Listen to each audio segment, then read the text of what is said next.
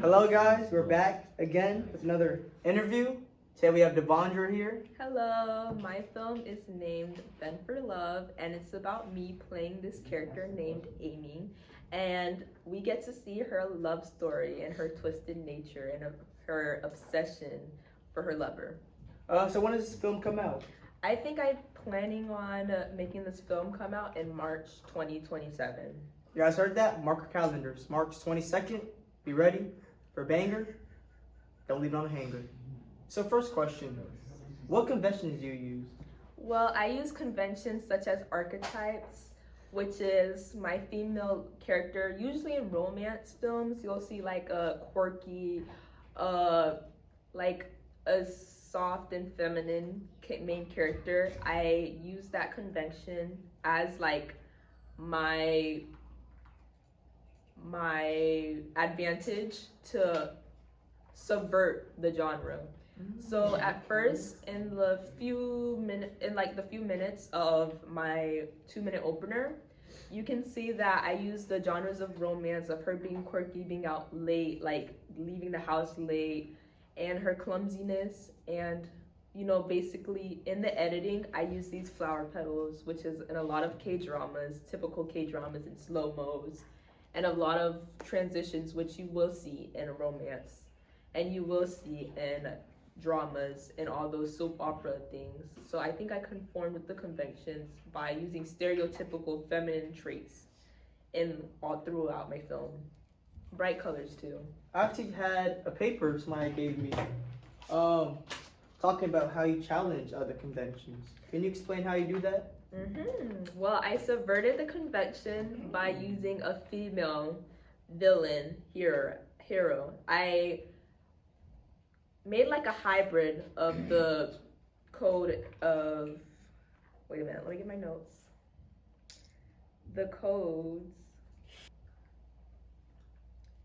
the Enigma code, where for my film, the narrator is not to be trusted, and we only get to see that at the last few minutes of my opener.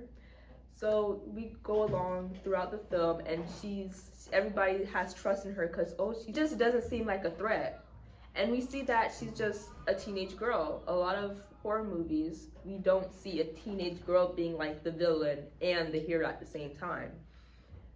So I think I subverted like a lot of genres in a typical horror and romance, and I used like the victim, which for horror movies, the stalker is almost always stalking a woman. It's never a man. So I wanted to like hit a twist on the horror genre a little bit for that. And even lighting.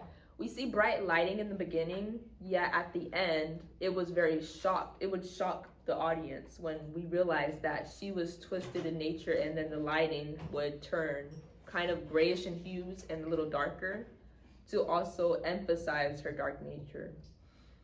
And for subverting genre, I think that we didn't use like stereotypical male characters too. The male character was seen as quiet and even had glasses, which were like usually an archetype of nerds and stuff, when he was actually a really cool guy.